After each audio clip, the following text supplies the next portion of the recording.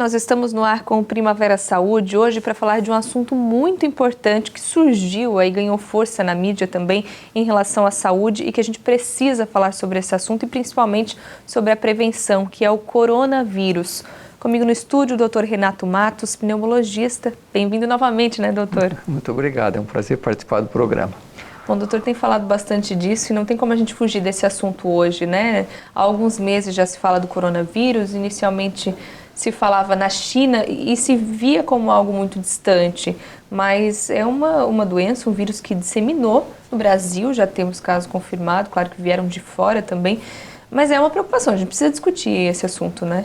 Com certeza, né? É uma doença com potencial muito grande de virar uma pandemia, ainda não foi considerado pandemia pela Organização Mundial da Saúde, mas realmente já está espalhado em diversos países e nós temos que ter uma preocupação grande, ele tem um potencial muito grande de mortalidade, de morbidade, então realmente nós temos que estar preparados para essa situação. O que é, doutor, o coronavírus? É um tipo de gripe realmente?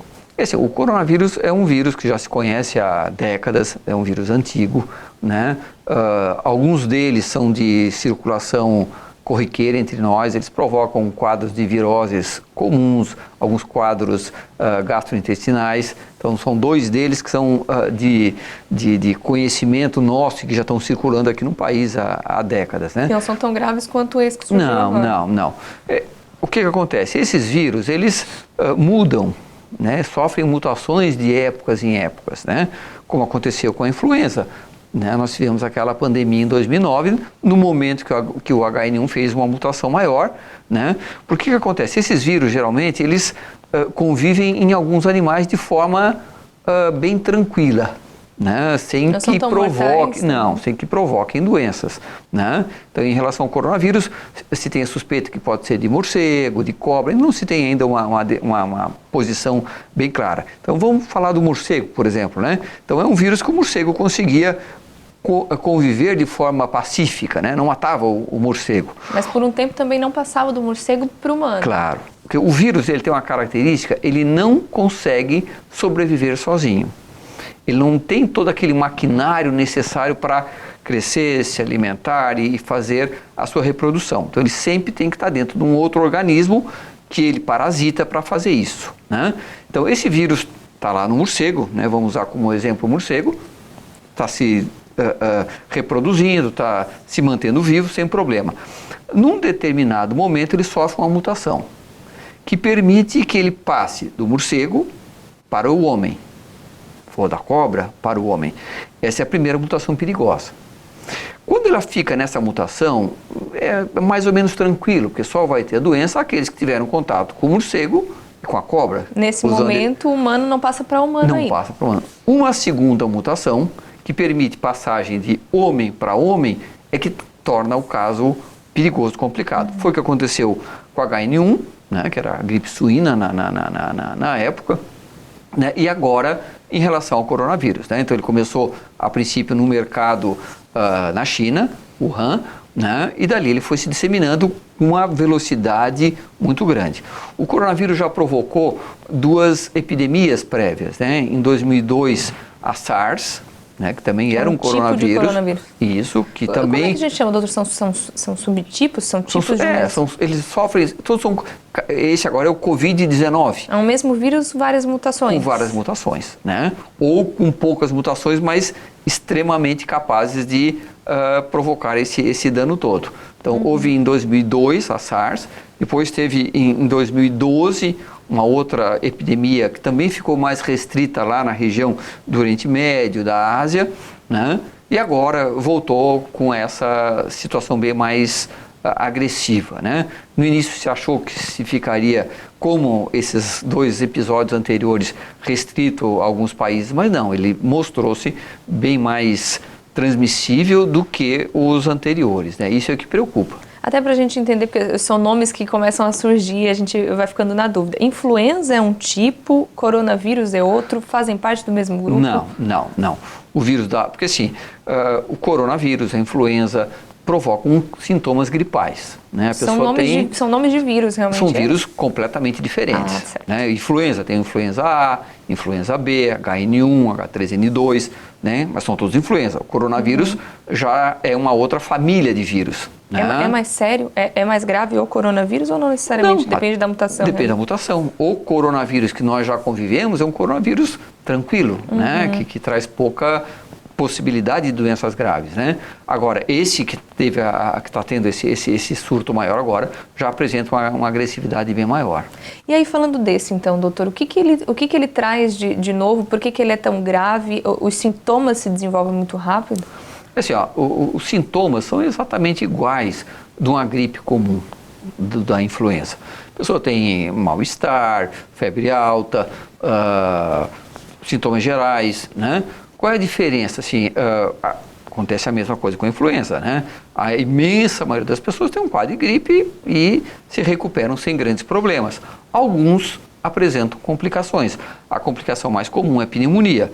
Na época da pandemia da influenza, o que acontecia? O nosso sistema imunológico não conhecia o vírus. Né? Então, numa situação dessa, existia um risco de complicação muito grande. Hoje, o nosso organismo já conhece o HN1, a influenza. Então, hoje, a probabilidade de ter uma complicação é imensamente menor. Né? Claro que tem aqueles grupos de risco, né? Pacientes de idade, com doenças crônicas, ainda existe e morre muita gente de influenza ainda no mundo inteiro, no Brasil inclusive. Né? Então, o coronavírus também teve esse comportamento, ele teve essa mutação e vai provocar um quadro de gripe. Quer dizer, a pessoa que veio da Itália vai estar com dor de garganta, vai estar com febre, vai estar com tosse. E a imensa maioria, né, se for um coronavírus, vai curar-se de forma espontânea, como acontece com a influenza, com a gripe comum. Agora, existe um percentual de pacientes, e hoje se sabe que são aquelas pessoas geralmente acima de 65 anos, né, as pessoas de mais idade, ou que já têm doenças associadas que baixam a imunidade, que teriam mais risco de complicação. Qual é o grande receio? Né? Em relação à influenza, nós temos um tratamento, que é o Tamiflu, o Oseltamivir. Faz um antídoto aí, né? A pessoa está com a doença, eu consigo, em boa parte das vezes, controlar. Né? Existe uma vacina que faz com que menos gente tenha esse problema.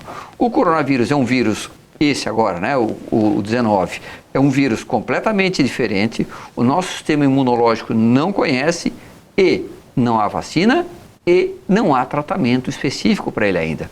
Então, assim, nós estamos lidando com uma situação que nós temos poucos armamentos para brigar contra ele, diferente da influenza. Então, a preocupação grande é nesse aspecto. E algo demanda tempo também, né, para se desenvolver, porque já tem muita gente pesquisando, estudando aí vacina, tratamento, mas é algo que não dá para ser para hoje, né? Sim, existem diversos ensaios clínicos que nós chamamos, né, para ver isso. Estão sendo usados medicamentos que já se usam em outras situações virais, né, como hepatites, medicações que são utilizadas para HIV/AIDS, né, mas nós não temos uma resposta ainda. A vacina é uma coisa a longo prazo, né, não se consegue desenvolver uma vacina em 1 mês, 2 meses, né, são todos, existe toda uma avaliação inicial de segurança.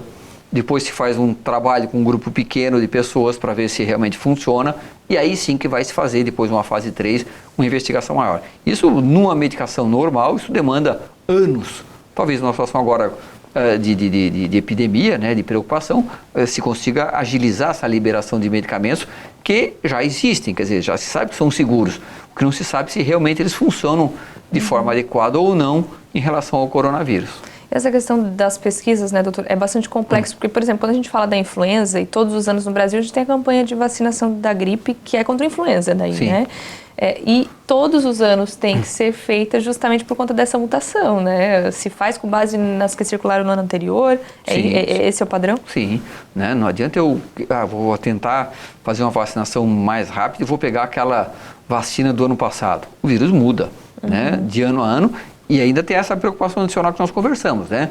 A vacina que vai ser aplicada agora, a partir do final do mês, né? Foi feita em cima de uma determinação viral de alguns meses atrás. Se vai haver se vai bater, quer dizer, se o vírus que vem vai ser igual ao da vacina ou não, nós só vamos saber um pouquinho mais para frente. De qualquer forma, é bom Sempre. Existe um tabu muito grande, às vezes as redes sociais têm esses problemas, né, que as pessoas têm medo de fazer vacina. Existe uma certa lógica. Eu faço a vacina do sarampo, não vou ter sarampo. Eu faço a vacina contra o tétano, não vou ter tétano. Eu faço a vacina contra a gripe e tenho gripe. Então, isso já é o primeiro motivo de complicação. Muita gente faz um ano e depois nos outros desiste de fazer. Desiste de fazer. Mas no consultório é muito comum, né? Doutor, eu fiz a vacina faz 30 dias, estou aqui gripado. E as pessoas acham, inclusive, que a vacina é que provoca a gripe. Né? É um vírus morto que não tem essa capacidade. Né? Eu atendo diversas pessoas com quadros gripais e digo, olha, se a senhora tivesse feito a vacina semana passada, teria dito que é da vacina, né? Não tem uma relação.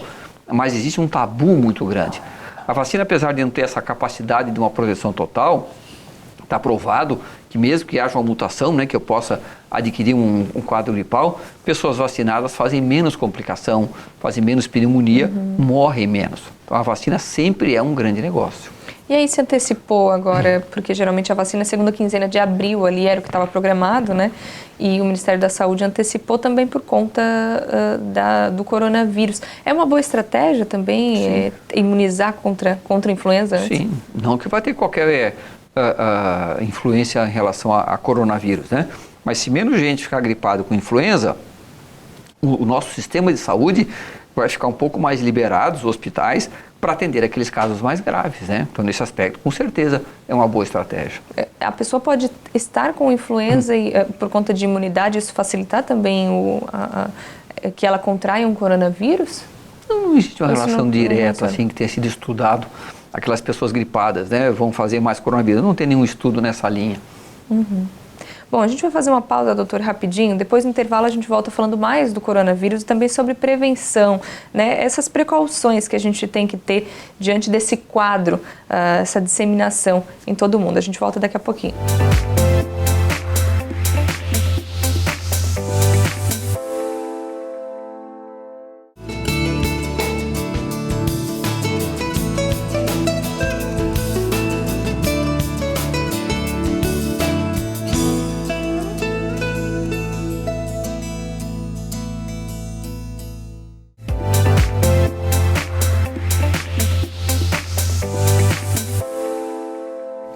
De volta com Primavera Saúde, hoje falando sobre um assunto muito sério que tem preocupado as pessoas em todo o mundo, que é o coronavírus.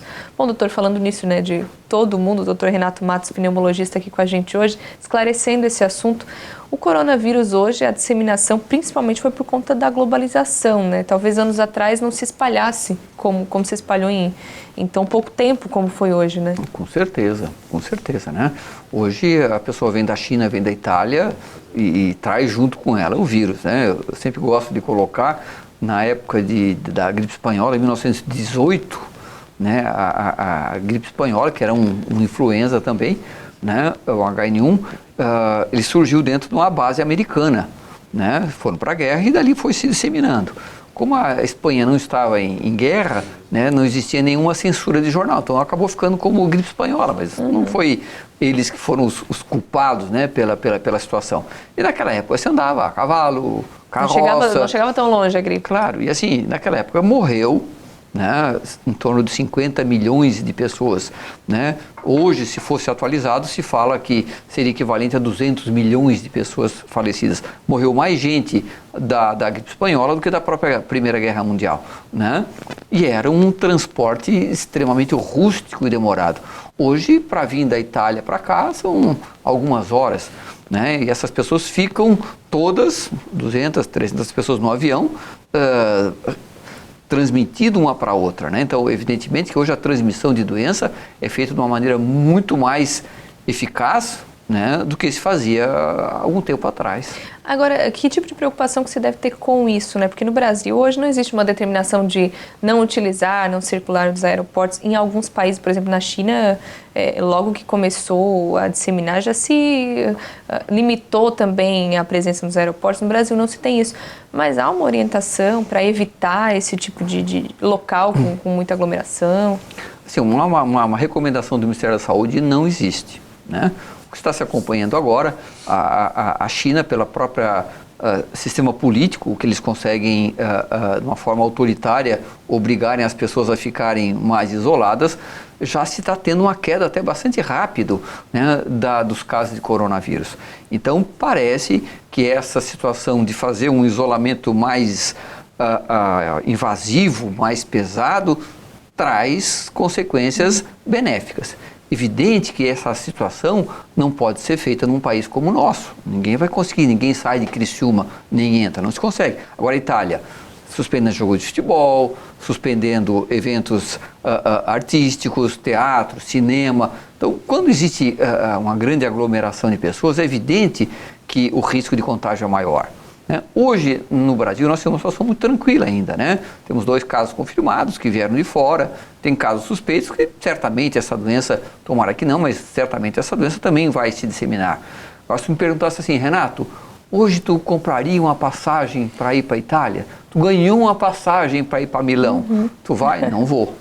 Né? Então, quanto quer dizer, menos... não é um caso de pânico, de gerar pânico, mas se tu puder evitar... Melhor. Né? Eu acho que essa seria uma... Se eu perder uma viagem para a Itália, eu perdi uma viagem para a Itália, mas se eu vou para lá e daqui a pouco trago, né, eu posso falecer disso, ou familiares meus, pessoas no meu entorno ter problema, eu acho que tem que pensar um pouco mais. Né? Então, se a viagem não tiver uma situação assim extremamente justificável, de uma urgência muito grande, eu acho que nessa época nós temos que evitar situações dessa maneira.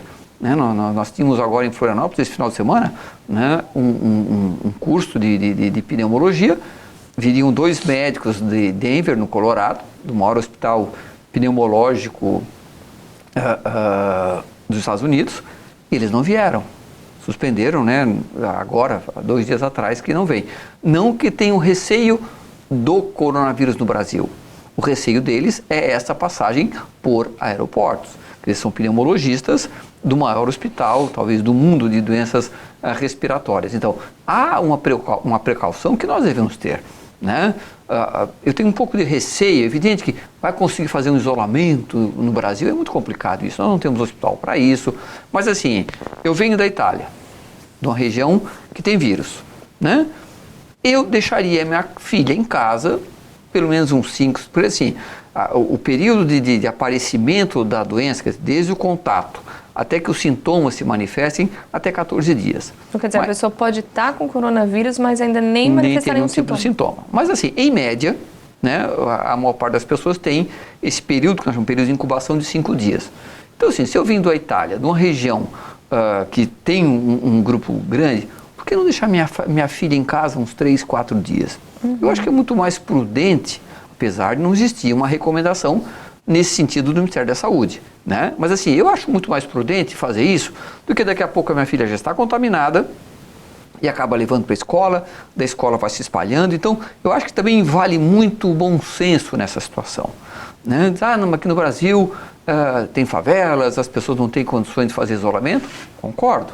Mas quem vem da Itália, geralmente não mora em favela, né? Quem possa ter tido algum tipo de contato. Então, assim, eu acho que nós temos que ter um pouco de precaução, sim. É uma doença potencialmente muito grave. Nós não sabemos como é que ela vai se comportar num país tropical, se bem que a Austrália, que também é hemisfério sul, já tem um número grande de casos, né? Mas, assim, nós temos que ter cuidado. Eu acho que quanto mais nós pudermos evitar a chegada ou a disseminação da doença, melhor. Principalmente pelo fato de nós não termos nenhuma medida medicamentosa de prevenção ou de tratamento. Evidente, né? Aqueles cuidados para a gripe são fundamentais, né? Os mesmos cuidados, né?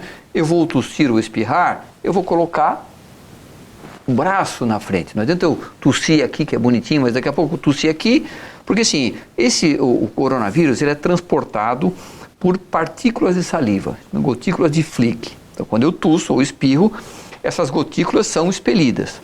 E alguns dizem que alcançam 1 metro, outros dizem que alcançam 2 metros. De qualquer forma, é um contato próximo. Próximo. Mas agora sim, eu tossi aqui, botei a mão aqui na mesa, né? Daqui a pouco tu vai colocar aqui a mão na mesa, o vírus está ali, ele vai ficar algumas horas sobrevivendo ali. Tanto colocou a mão aqui, onde eu espirrei ou tossi, as minhas gotículas de saliva estão ali, tu vai coçar os olhos, tu vai colocar a mão no nariz, dessa forma tu te contamina. Por isso é fundamental a limpeza frequente das mãos. Né? Uma limpeza bem feita das mãos com sabão ou com sabonete e água, ou o álcool gel a 70%. Isso é muito interessante. Vai para o shopping, né? Aí lá tem uma escada rolante. Evita botar a mão no corrimão. Botei a mão no corrimão, eu vou lavar bem. Como é que eu vou saber se não passou alguém ali? Isso vale? Ah, mas coronavírus não tem aqui. Vale para influenza. Então, assim, essas medidas de higiene respiratória valem para qualquer infecção respiratória. Então, estão fazendo um auê muito grande, não tem coronavírus. Já eram para ser medidas comuns, né? São medidas comuns, são medidas de higiene. É como escovar o dente, né? Então, quando eu tuço ou espirro, custa eu fazer isso, né? Lavar a mão depois de ter contato num lugar com muita gente, tem problema? Não tem problema. Até porque se levar a mão aos olhos, nariz, boca, é involuntário, né? A gente não percebe que fez isso. Sim, não, esse é criança então, né? Não tem como fazer uma criança não coçar o nariz ou passar a mão nos olhos, alguma coisa assim. Então, esses cuidados são muito importantes. O álcool gel resolve quando eu não consigo ir até um local para lavar a mão, por exemplo? 70%, sim, com certeza, ele mata o vírus. Se eu disse 70%, esse é o mais comum. Mais comum que é o que já é vendido hoje, né? Em farmácia, álcool gel já tem essa concentração. Andar com um na bolsa é interessante, eu acho que é interessante. O importante é o que não fazer, eu diria assim. Então, assim, essas medidas de higiene são medidas que, se o coronavírus eventualmente não chegar, eu acho pouco provável, vale para a gripe normal. Ninguém vai ter algum prejuízo por tossir dessa maneira ou lavar a mão com um pouco mais de frequência. Caso eu dissemine a doença, evidentemente que o estrago para a comunidade pode ser muito grande. Agora, sim, existe algum medicamento para que aumente a minha imunidade? Não existe. Né? E a gente vê propaganda. Numa situação como essa, todo mundo quer ter algum tipo de ganho, né, financeiro. Então, assim, existe indicação de tomar vitamina C para aumentar a imunidade? Não, a vitamina C não aumenta a imunidade. E agora tem gente que vai lá e compra uns kitzinhos de claro, coquetel, né? De remédio. Ozonoterapia, homeopatia, né? Então, não existe nenhuma situação hoje comprovadamente que aumente a imunidade contra essas infecções respiratórias. Então, tem que ter muito cuidado que não fazer. Adianta eu que não tenho nenhuma doença ir para o shopping com máscara? Não. A máscara ela é importante para quem está com sintoma. Quer dizer, quando eu tuço, eu estou com a máscara, eu faço uma barreira que evita que esse vírus se propague em uma distância maior. E ela tem que ser trocada, geralmente se eu estou com muita tosse, a cada 2, 3 horas. Agora, eu andar na rua com máscara, não tem nenhum papel. Né? Se eu estou com máscara e, como o senhor falou, acabo tocando em algum lugar que tem pelos olhos, por exemplo, a máscara me protegeu papel. Só a boca e nariz. Não, né? Então não tem nenhum papel tu usares a máscara como forma de prevenção para ti. Vale a máscara para os outros. Claro, eu vou fazer um procedimento médico, né? Eu vou fazer uma broncoscopia, que o paciente vai tossir, e aí eu tenho que ter uma máscara, e aí não é a máscara cirúrgica, é uma máscara com a capacidade de filtração muito maior, né? Mas no dia a dia fazer uso de máscara não tem papel nenhum.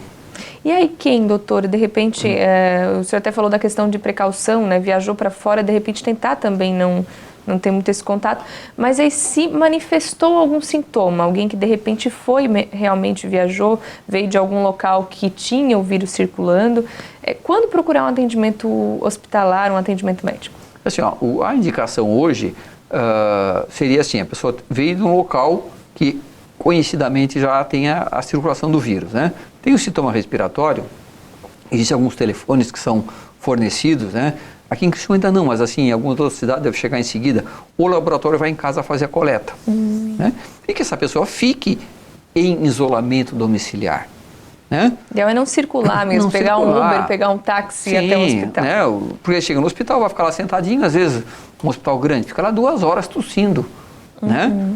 E em volta dele pessoas com doenças importantes, né? Com uma situação imunológica bem comprometida. Então o ideal é que seja feito esse contato para que seja coletado em casa. Né? Caso vá a algum local de atendimento, vai chegar num pronto-socorro, o que é o ideal? Que o familiar chegue, se apresente e diz, olha, o meu familiar veio do norte da Itália, está com tosse, está com febre, e ele fique no carro e coloca uma máscara e vai entrar no atendimento na hora que for chamado. Ele não vai ficar 2 horas tossindo lá. Chega num consultório médico, isso é uma coisa importante, os consultórios médicos devem ter máscara já para serem fornecidas para esses pacientes, né? O paciente chegou com febre, chegou com sintoma respiratório, chegou no consultório, já coloca a máscarazinha.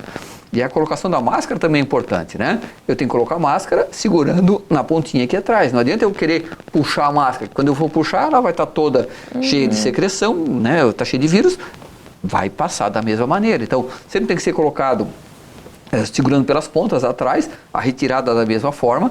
E assim, havendo um risco maior, uma suspeita maior por ter vindo de um lugar de risco, né, de transmissão maior, o ideal é que essa pessoa entre em contato com os hospitais ou com a própria vigilância epidemiológica, eles fazem a coleta do material em casa, né? E hoje, no Brasil, o isolamento é feito em casa, né?